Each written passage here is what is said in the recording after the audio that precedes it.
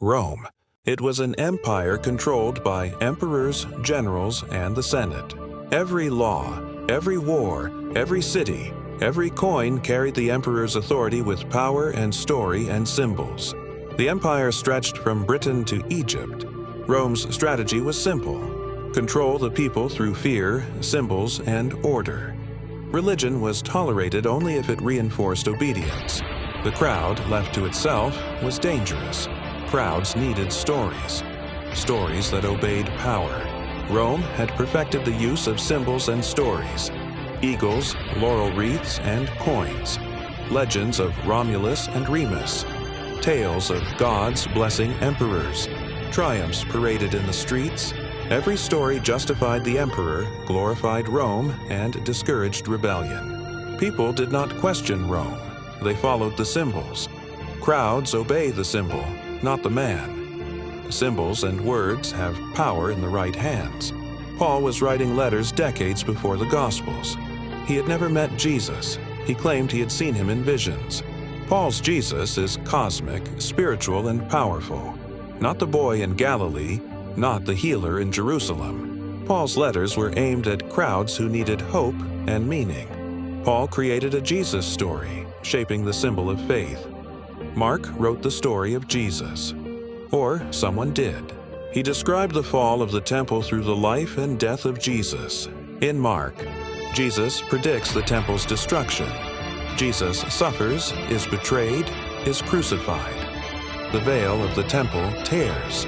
Mark's crowd reads this: "The old world is dead. A new symbol rises." Jesus is the temple. His death is the temple's fall. It is not heroic, it is symbolic. After Mark, others rewrote Jesus.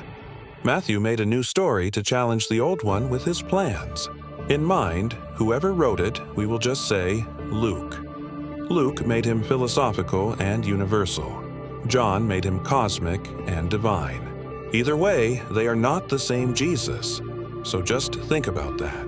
Each author wrote for their audience for a reason: to make people believe what they wanted them to believe. By the 4th century, Constantine was in charge. He wanted one religion to unite the empire. He adopted Christianity as the official faith. Symbols, rituals, stories, all now tools of imperial control. The emperor's goal: a single story, a single crowd, one obedient population. Once Christianity became official, the church decided which stories of Jesus were acceptable.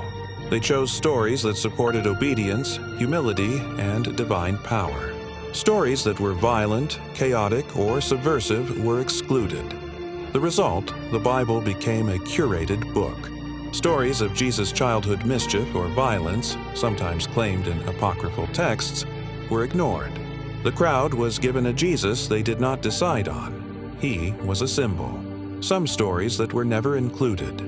The infancy gospel of Thomas. Jesus as a child allegedly striking classmates dead or resurrecting birds. Tales of Jesus performing miracles for self-interest or testing others harshly.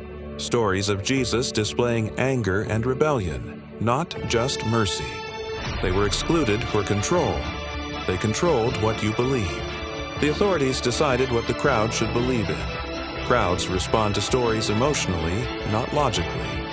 Symbols are more powerful than facts. Fear and hope guide obedience.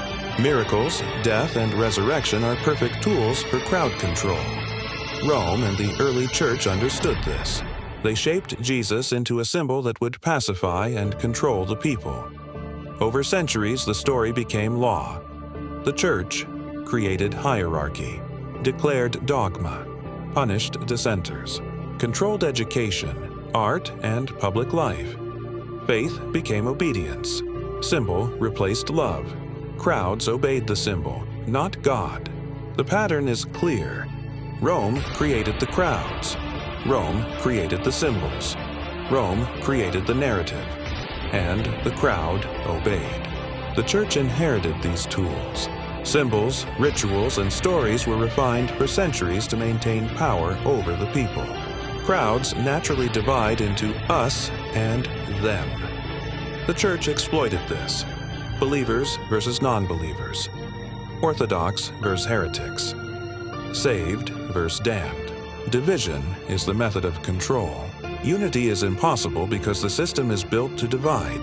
Those in charge, emperors, bishops, priests, decide what the story says.